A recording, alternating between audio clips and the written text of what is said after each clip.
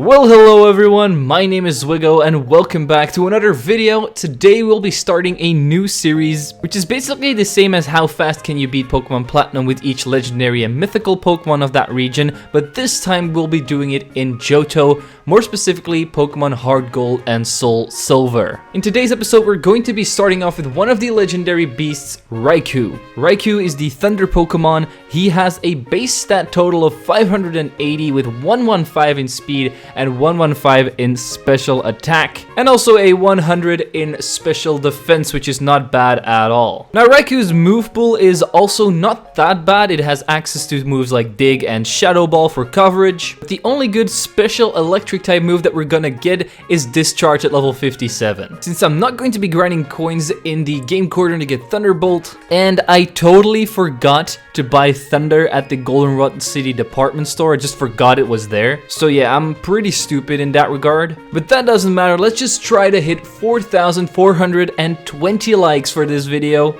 And for Raikou as well. Besides that, don't forget to subscribe, and with that out of the way, let's just jump right into Pokemon Heartgold with only a Raikou. As we start off, we name ourselves Zwiggojr and we get thrown into our house. Our mother gives us all of the necessary things that we need, and since we are 10 years old, our mother wants to get rid of us, so she sends us to Professor Elm's lab, where I pick the electric doggo as my starter and name it Raikou, because I will probably be pronouncing his name wrong a billion times in this episode. And can you just imagine if it was actually a cow? Anyway, the weird professor asks for our number, sends us on a quest to retrieve his breakfast, and on my way to Mr. Pokemon's house, I lost a race against an old man, but he still gave me some running shoes. With my flashy new Heelys, I went to Professor Pokemon's house. He gave me the egg, and Professor Oak was there as well, who gives us the Pokedex, which we are not going to be filling out. He also says, I see why Professor Elm gave you this Pokemon, which is kind of ironic because it's literally a legendary that's going to destroy this entire region. On the way back to Professor Elm, we run into our rival, and I gave him a Chikorita because that's going to give us the hardest challenge in this run. But of course, it's still a Chikorita, the worst starter in existence, so we just bite it 3 times in order to take it out. Sorry to all the Chikorita lovers out there.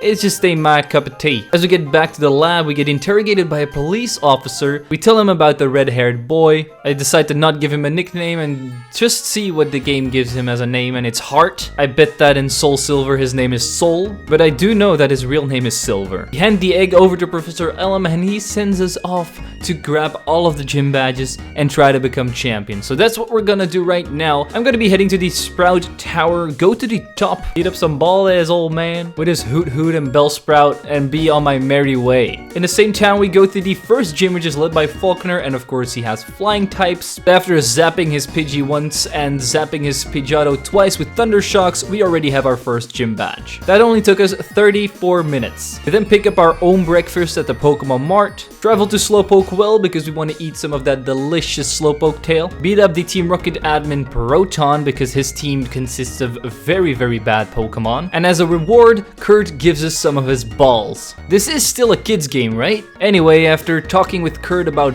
balls, I went straight to Bugsy's gym, and you guys pointed out to me that this is apparently a man, so thank you so much for pointing it out to me for about 1,000,000 times in the last time that I played Pokemon Heartgold and Soulsilver. So we start this battle at a time of 54 minutes, but it wasn't as easy as I thought that it was going to be, because Scyther actually does a lot of damage with U-turn, and it also has a priority move in Quick Attack, and it can lower my defensive Leer and set up a focus energy so that he gets more crits. So I could either wait for him to get paralyzed by Thunder Shock and then not be able to attack for a couple of turns, or I could wait for a critical hit on Thunder Shock and that would basically take him out as well. So after losing to Bugsy about 12 times, I eventually did win. I of course start off by Thunder Shocking the Scyther, but it immediately U-turns away into Metapod. Metapod itself goes down in 2 Thunder Shocks, so he sends out his Scyther again. I go for a Thunder Shock, but it doesn't quite take him out, as he then uses a super potion. So I go for one more Thunder Shock before he quick attacks me and gets a critical hit, which leaves me with 1 HP, but my Thunder Shock is also a critical hit, finally taking down Scyther. I then level up, which gains me 3 more HP. He sends in Kakuna. I go for the Thunder Shock twice in order to take it out because Poison Sting only did 1 damage. Since we now have 2 gym badges, we can move on to the next rival battle. And all of his team members are pretty damn easy to take down except for Bayleaf.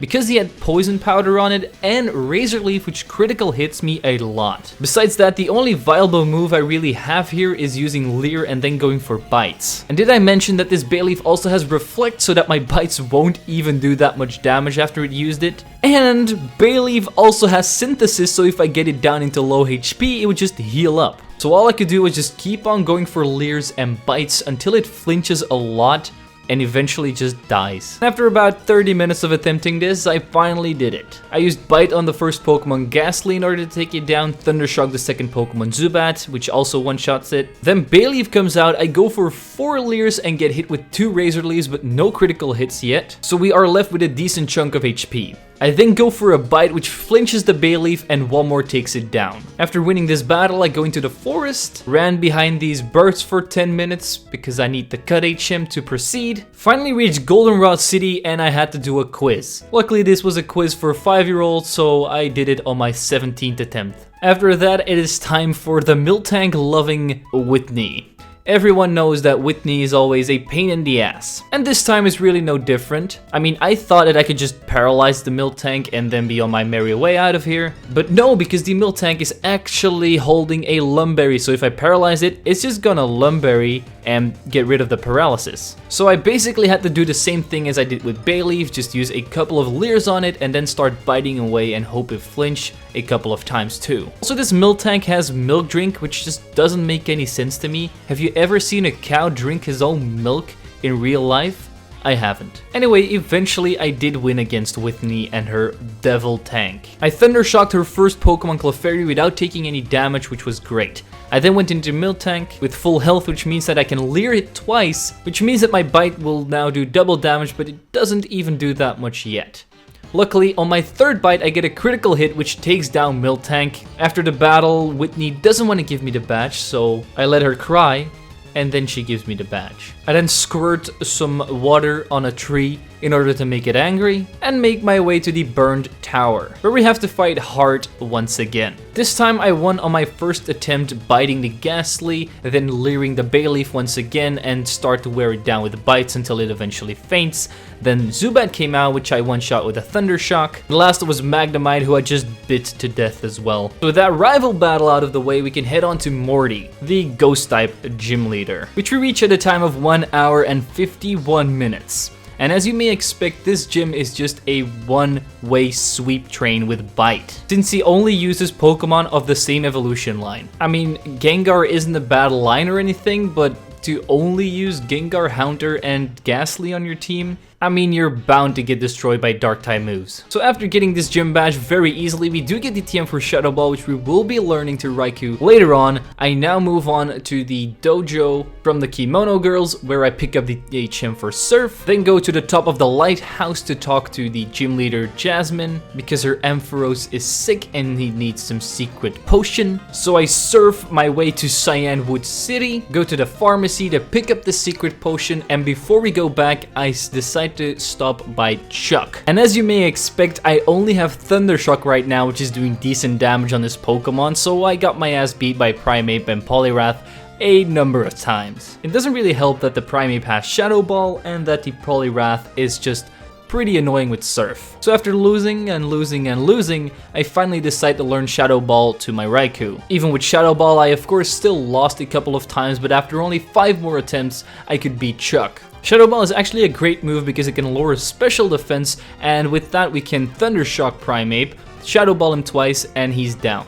Next up is Poliwrath, of course, so I Shadow Ball him twice in order for him to get a special defense drop, and then I Thundershock him twice more in order to take Poliwrath out and win my 5th gym badge. With 5 gym badges in hand, I get myself the Fly HM, fly back to Jasmine at the lighthouse, give her the secret potion, and now it's time for us to take her on at her gym. But she has 2 Magnemites and a Steelix, and my Raikou basically has nothing for this. And the Magnemites also paralyze me, and if I get paralyzed, the game is basically over. So I decided that after losing to her 10 times, I decided to get the TM for Dig, learn it to Raikou, and this is going to take care of the Magnemites a lot easier. But then I got to Steelix, which is even worse than the Magnemites because it has Screech, Iron Tail, and Rock Throw. Iron Tail and Rock Throw aren't really that big of threats on its own, but with Screech, this Steelix absolutely wrecks my Raikou. Even if I go for a dig, it basically does no damage because Steelix is a physical defense is very, very high. So I'm basically better off going for Shadow Ball and trying to get special defense drops in order to take it down that way. But this took a very,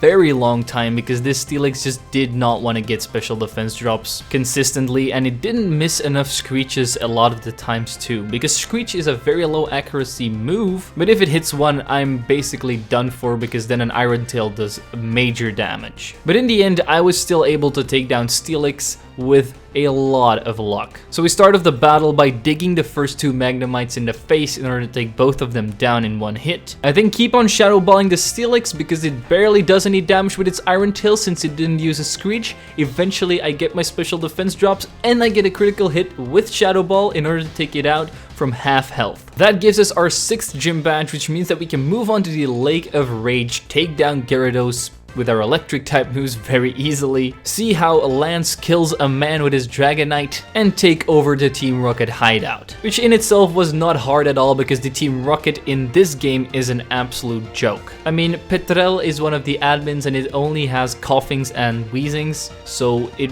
really is no problem for me to take them down. And the double battle with Lance was, as you expect, also very easy because Dragonite is just overpowered. After taking down the Electrodes with Lance, we can move on to the next gym, which is Pryce. Pryce does have a ground type in Piloswine, which is not that great for Raikou. Luckily, Piloswine's only good ground type move is Mud Bomb, which has very low accuracy. And it's a special move and Piloswine is a physical attacker. So in that regard, it isn't really that bad. That doesn't mean that I still had to attempt it a couple of times, but it wasn't as bad as previous fights. And all I had to do was really get some Shadow Ball special defense drops like always. So after destroying Seal with a Spark, he sends out Piloswine. I immediately get a special defense drop, and next turn he goes for a Hail so I can hit 2 more Shadow Balls in order to take down Piloswine without any more problems. I have more than enough HP left for Dewgong now, so I can just Spark him twice in order to finish this battle and get my 7th gym badge. But before we can get our 8th gym badge, which is Clair, we have to deal with Team Rocket one last time, and this is a pretty long segment. Luckily I can cut it up for you guys in little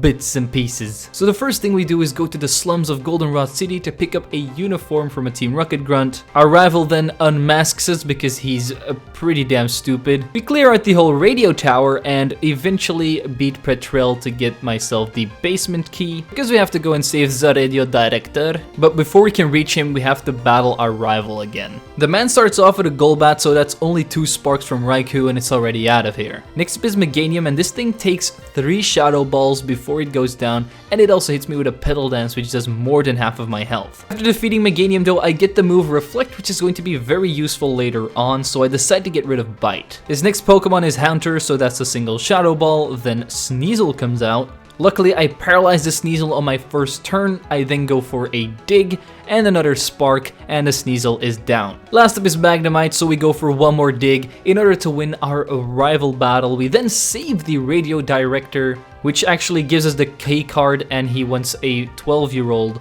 to save the world and not do it himself. Gotta love adults in Pokemon games. Then go to the top of Radio Tower and meet up with Archer, the brilliant, absolute 120 IQ mastermind behind this whole operation. And we absolutely destroy him because his team is trash. After saving the Radio Tower, Team Rocket decides to make a run for it. The Radio Director comes up to us and gives us a feather as a reward.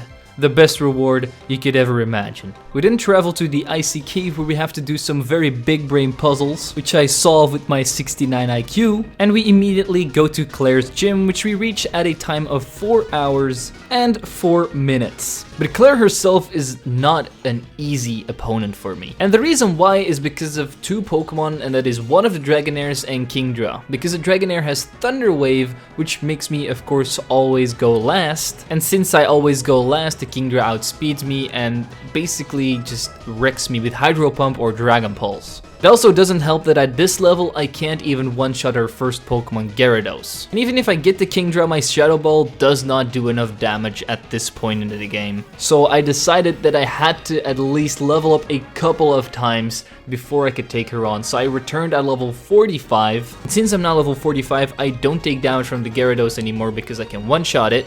The Dragonair can still paralyze me, but I can take more hits now.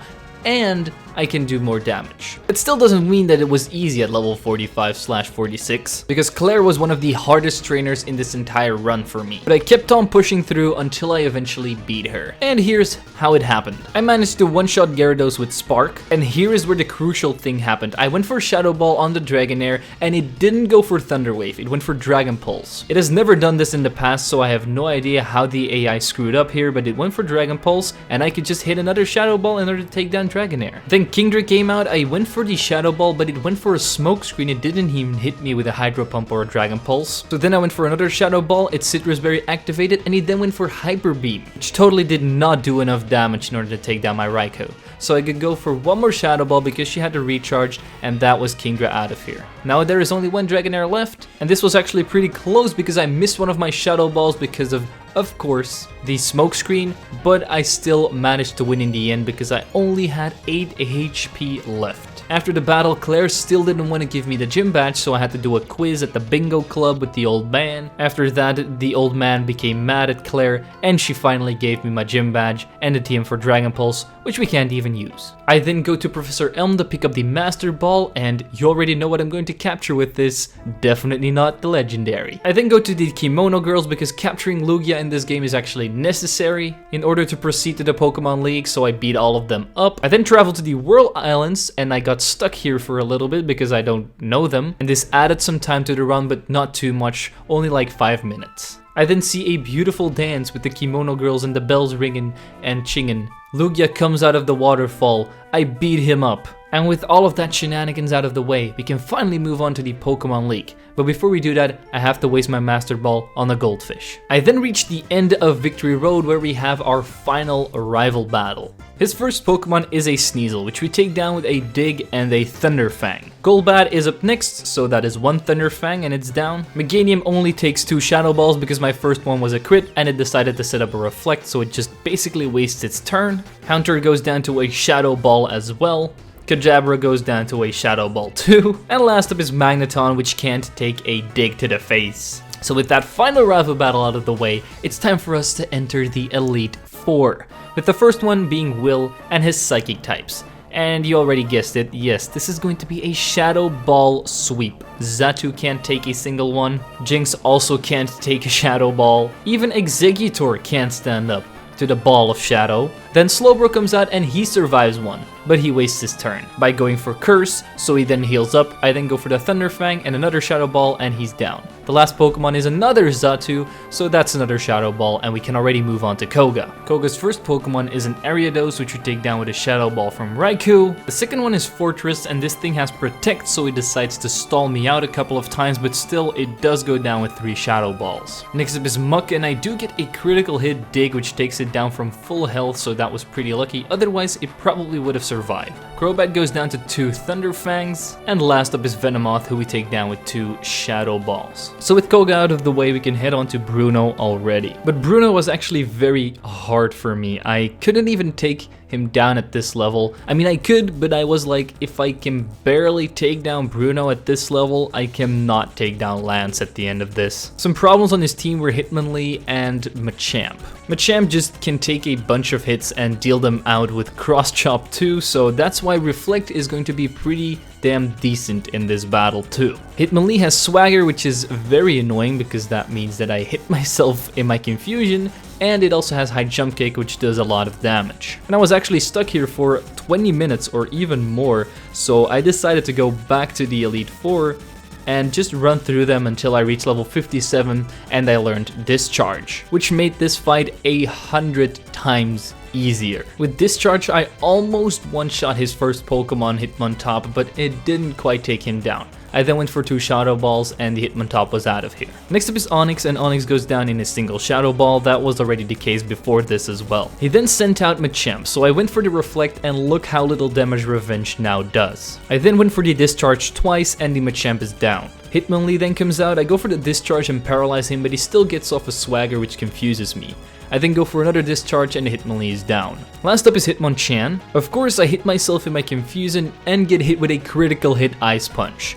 I then go for the Discharge, but it does only over half of his HP. He then goes for a Fire Punch, but I'm left with 14 health, and I can then take him down with one more Discharge. Even at level 57, I still almost lost to Bruno. But besides that, we can now move on to the 4th Elite Four member, the Dark type user, Karen the Manager Talker. Her first Pokemon is an Umbreon, which we take down with 2 discharges. Next up is Houndoom, who we can luckily take down with a single dig because he did decide to set up a nasty plot, which would have been bad news if he actually connected with a flamethrower. Gengar always gets obliterated by Shadow Balls, this time is no different. Next up is Volplume, and that thing takes 2 Shadow Balls to the face, and last up is Murkrow, which takes 1 discharge. With Karen out of the way, we can head on to the champion Lance the Dragon Master. And despite us being 8 levels higher than his highest level Dragonite, those things still hit like trucks. Which did cause me to lose about 5 times, but that was it. Only 5 times against Lance, and we already won. I mean, of course it was annoying because one of the Dragonites did have Thunder Wave,